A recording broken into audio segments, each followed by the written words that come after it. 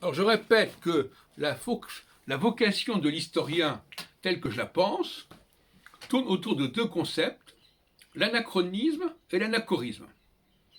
Il faut qu'il fasse la chasse à ces deux fléaux.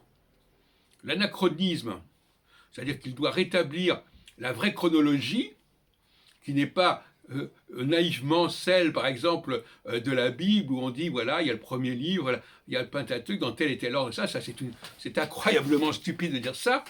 Hein, on sait très bien qu'il y a certains ouvrages qui sont mis en avant et qui sont beaucoup plus tardifs que d'autres ouvrages qui sont mis après.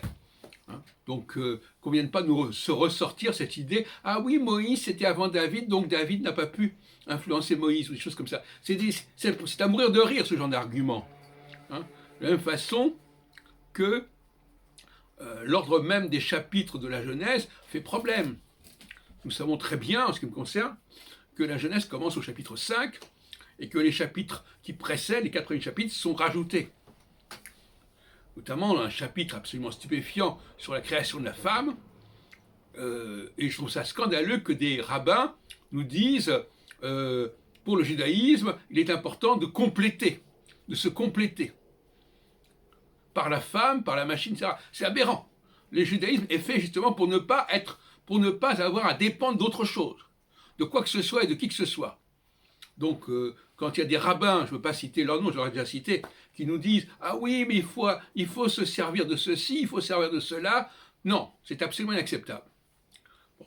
Donc ça, c'est l'anachronisme.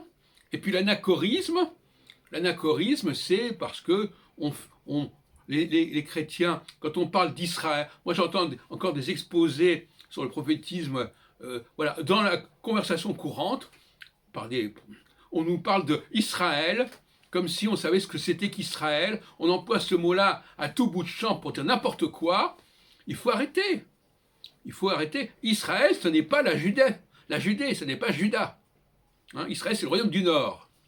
Le royaume qui est en sécession.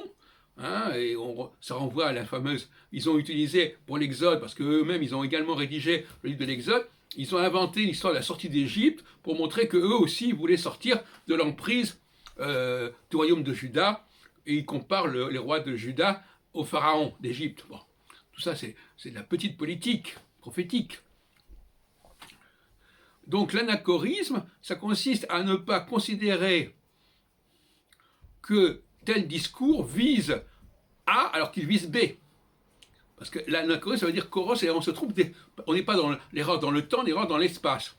Hein, j'ai beaucoup travaillé là-dessus, en ce qui concerne les centuries de Nostradamus, parce que moi-même, en tant que moi, mon idée de l'historien, c'est de rétablir la bonne chronologie et de resituer qui parle et à qui on parle.